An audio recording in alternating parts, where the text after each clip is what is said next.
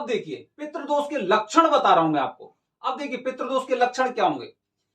इंसान शुरू से लेके अंत तक, और अंत की बात नहीं कर रहा, अभी मैं थोड़ा सा बीच में ब्रेक दे रहा हूं, समझना बात को गौर से।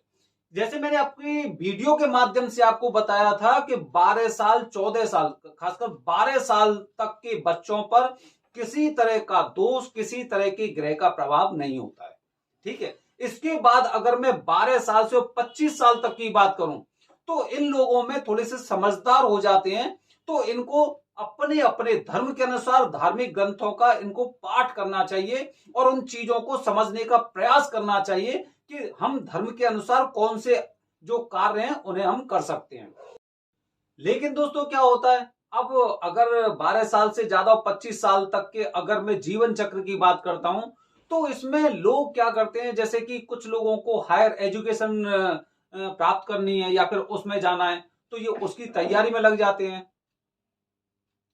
फिर उसके बाद क्या होता है दोस्तों, जैसे कि काफी लोगों की जैसे 18 साल 20 साल 21 साल, खासकर जो 21 साल के आसपास इनकी शादी होती है, फिर उसमें फंस जाते हैं। अपना कैरियर भी देखना, अपने जॉब के बारे में देखना, अपने फ्यूचर के बारे में देखना, ये उन चीजों में इतने जकड़ जाते हैं कि भूल जाते हैं कि हमारे ऊपर किसी तरह का कोई दोष है। सब कुछ भूल जाते हैं और ये जो विश्वास करते हैं ये अपनी ताकत पर, मेहनत पर करते हैं। तो तब तक ये मान लो कि इनके लिए वो चीजें एकदम जीरो है, एकदम शून्य है।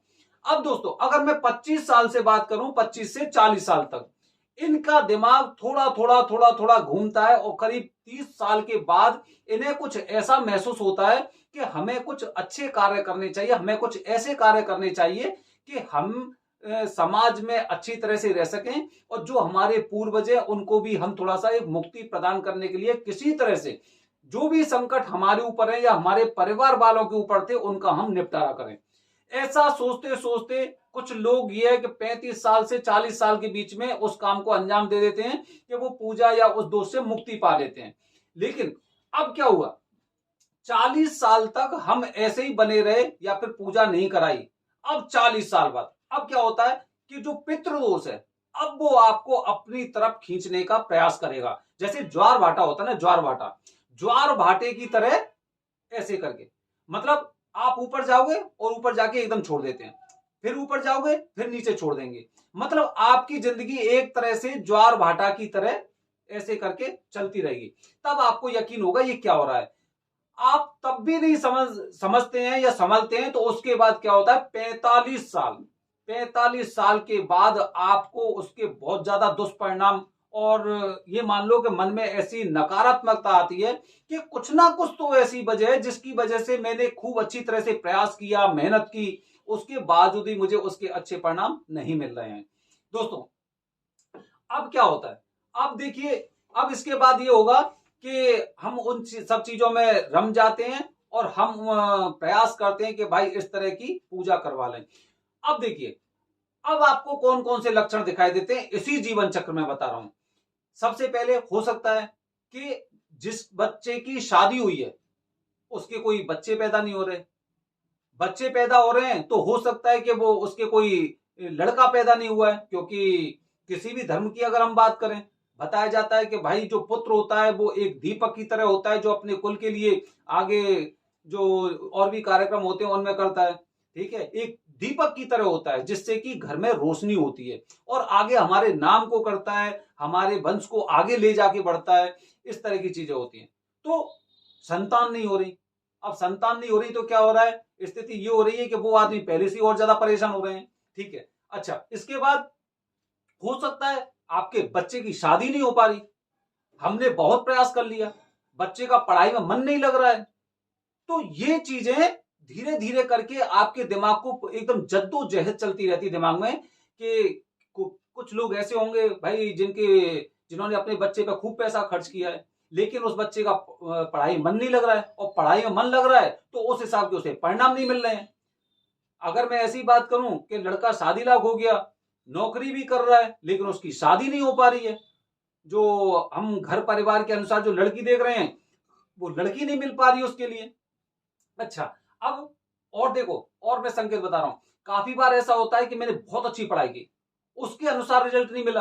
अब क्या हुआ, धीरे धीरे करके तनाव बढ़ा मेरे दिमाग में, मैंने कहा चलो ठीक है, दोबारा से फिर तैयारी करते हैं। उसके बाद फिर नहीं हुआ। ऐसे करके 3-4 बार हम प्रयास करते रहे, लेकिन हमें वो सफलता ही नहीं मिल पाई। अब वो सफलता नहीं मिल पाई, धीरे धीरे करके दिमाग में तनाव बढ़ने लग गया, मतलब डिप्रेशन हो गया।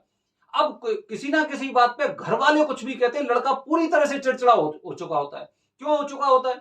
घर वालों ने ध्यान नहीं दिया कि भाई हमें अपने पितरों का ऋण चुकाना है, पितृदोष की पूजा करनी है। अब कहीं ना कहीं तो दुष्प्रभाव दिखाई देगा। तो शादी नहीं हो रही, बच्चे डिप्रेशन में आ रहे हैं, बच्चे डिप्रेशन हो गए। शादी हो गई तो बच्चे नहीं हो रहे। और काफी बार तो ये स्थिति हो जाती है कि अगर शादी हो जाती है तो आपकी पत्नी ऐसी मिलेगी, ऐसी पत्नी मिलेगी कि दोनों में हमेशा नोकझोंक रहती है। अब तो धीरे धीरे करके स्थिति ये आ जाती है कि हो सकता है कि आपका परिवार पूरी तरह से बिखरने वाला हो, क्योंकि आपकी आपके और आपकी पत्नी के बिल्कुल विचार नहीं मिल रहे। वो एकदम बहुत ज्यादा गुस्से वाली है और आपको उसकी गुस्सा बर्दाश्त नहीं हो रही है। मतलब चीजें इस तरह से आ जाती है कि बिखराव होगा, बिखराव होगा। अब आप खुद सोचिए, मैं आपको उदाहरण दे रहा हूं। देखिए, इस बात को ऐसे समझ सकते हैं हम कि जैसे सपोज करते हैं कि आपके परिवार में आप किसी के बहुत ज्यादा चाहते थे, ठीक है, आपको लोग बहुत ज्यादा प्यार करते थे। किसी कारणवश ऐसा हुआ कि आप में और दूसरे परिवार जिनके आप चाहते थे परिवार में, आपस में दोनों में अनबन हो गई। अब अनबन हो गई, अब क्या होगा? अब धीरे धीरे करके आप दोनों ने आना जाना बंद कर दिया। आना जाना बंद हो गया, धीरे धीरे करके जो गैप था वो गैप बढ़ता जा रहा है।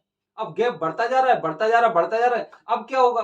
अब ये होगा कि आपस में अब सकारात्मक बातें ना होके बीच में दोनों में ये इंसान कहीं पे मिलेगा, ये इसकी बुराई करेगा, ये इंसान कहीं पे मिलेगा, ये इसकी बुराई करेगा। ये सिलसिला धीरे धीरे करके बढ़ता जाएगा। अब बढ़ता जाएगा तो फिर आपस में एक दूसरे, कोई भी दोनों लोग हों, एक परिवार का दोनों आपस को नहीं मानेंगे।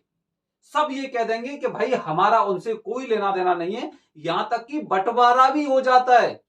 बंटवारा हो जाता है कि भाई मैं तो उस खानदान से ताल्लुक ही नहीं रखता, या फिर वो तो मेरे परिवार का सदस्य ही नहीं है। ऐसे करके हो जाता है। अब देखिए, इन चीजों को समझने का प्रयास कीजिए।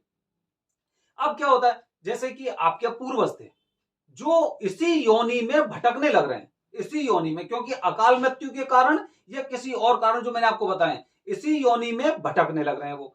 अब भटकते भटकते आप पैदा हुए, आपके पिताजी पैदा हुए, आपके दादाजी पैदा हुए, आपके परबाबा पैदा हुए, लेकिन किसी ने भी उनका ख्याल नहीं किया। किसी ने भी उनका ख्याल नहीं किया, ना उनके बारे में सोचा कि इनकी आत्माओं को मुक्ति कैसे मिलेगी। तो अब उनको जैसे ही आप एकदम भूल चुके हैं, तो इनका दुष्प्रभाव आपकी तरफ आएगा। इनका दुष्प्रभाव आपकी तरफ आएगा कि मेरे वंशज होने के बावजूद भी इन्हें मेरी बिल्कुल भी फिक्र नहीं है, मेरी बिल्कुल चिंता नहीं है। मैं यहां पर भटकने लग रहा हूं, मैं परेशान हो रहा हूं, मेरी आत्माएं बार बार विचलित हो रही हैं, परेशान हो रही हैं, मुझे कब इस योनि से मुक्ति मिलेगी। अब क्या होगा? इनका दुष्प्रभाव देखिए। अब इनके दुष्प्रभाव से आपका परिवार अब धीरे धीरे करके खत्म होने वाला है। कोई आत्महत्या कर रहा है, घर में पता चला किसी ने आत्महत्या कर ली, कुछ ऐसी वजह हुई आत्महत्या कर ली। उसके बाद क्या हुआ? डिप्रेशन हो गया, डिप्रेशन के शिकार हो गई। कभी क्या हुआ? आपका बच्चा का पढ़ाई मन नहीं लग रहा है, वो पढ़ ही नहीं पा रहा है, आपने पूरा पैसा उसके ऊपर लगाया, लेकिन उसके बावजूद भी वो बच्चा पढ़ ही नहीं रहा है। अब तीसरी बार और क्या हो गया? और ये हो गया कि अगर आपके बच्चे की शादी नहीं हो रही, और अगर शादी हो भी गई तो बच्चे नहीं हो रहे, और बच्चे हो भी गए तो लड़के नहीं हो रहे, क्योंकि बताया जाता है कि भाई जो लड़का होता है वो कुल का दीपक होता है, आपके घर का प्रकाश और आपके खानदान को, वंश को आगे वही बढ़ाएगा। तो मतलब अब ये सारे सारे नकारात्मक चीजें किसकी वजह से हुई? जिनको आप भूल चुके हैं, उनकी मुक्ति का मार्ग को आप भूल चुके हैं, इसीलिए ये दुष्परिणाम आपको झेलने पड़ रहे हैं हर तरह के। तो दोस्तों, ये मैंने आपको बताया है अपनी वीडियो के माध्यम से, पूरी तरह से मैंने आपको प्रयास किया है चीजें बताने का, पितृदोष होता क्या है और उसके लक्षण क्या होते हैं, और वो बहुत ज्यादा खतरनाक कब हो जाता है? जब पीढ़ी दर पीढ़ी आप उन्हें विस्मरण करते रहते हैं, तो ये मान लो कि उनके दुष्प्रभाव आपको झेलने पड़ेंगे। और आप ही नहीं झेलेंगे, आने वाली पीढ़ियां उस दुष्प्रभाव को झेलेंगी, क्योंकि उनको मुक्ति चाहिए, उनको मोक्ष चाहिए। और मोक्ष कहां मिलेगा? त्र्यंबकेश्वर या महाकालेश्वर, जहां पर पितृदोष की पूजा, नारायण बलि, नारायण नागबलि, त्रिपिंडी श्राद्ध, इनके द्वारा उनकी आत्माओं को पूरी तरह से मोक्ष प्रदान करने की युक्ति है, वो पूजा है। और वहां के जो वरदानी पंडित जी होते हैं उनको इस तरह का वरदान प्राप्त है कि अगर यहां पर कोई इंसान पितृदोष की पूजा कराते हैं तो उनकी आत्माएं जो जो पूर्वज थे उनकी आत्माएं मोक्ष में चली जाती हैं। इस जो भटकती योनि है उससे उन्हें मुक्ति मिल जाती है। तो दोस्तों अपनी वीडियो के माध्यम से मैंने आपको बहुत अच्छी तरह से बताने का प्रयास किया है। जितनी मेरी समझ थी, जितना मैंने पढ़ा है उस हिसाब से मैंने आपको समझाने का प्रयास किया है। अगर आप इस वीडियो को 2 या 3 बार रिपीट करके देखेंगे ना तब आपको वो चीजें समझ में आएंगी। दोस्तों अब मैं अपने आने वाली वीडियो के माध्यम से आपको बता रहा हूं कि अगर चलो ठीक है आपके परिवार में से किसी ने भी पितृदोष की पूजा नहीं करवाई है, किसी ने नहीं करवाई, तो आप उस पितृदोष की पूजा के बाद पितृदोष को हमेशा के लिए कैसे समाप्त कर सकते हैं। बने रहिए हमारे चैनल के साथ दोस्तों। धन्यवाद। जय हिंद, जय भारत, हर हर महादेव।